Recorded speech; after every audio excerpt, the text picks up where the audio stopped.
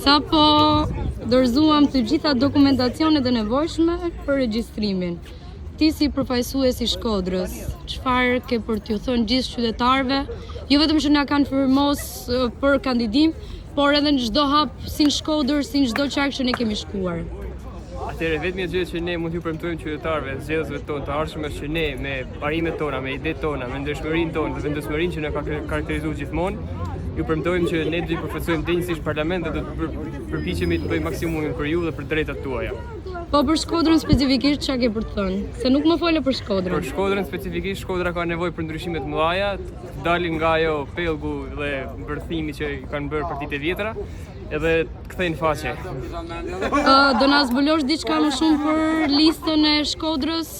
Për momentin nuk mund të zbulojmë diçka më tepër, me kalimin e kohës do të Efekti surprizë apo jo? Po. Mirë, shihemi. Faleminderit.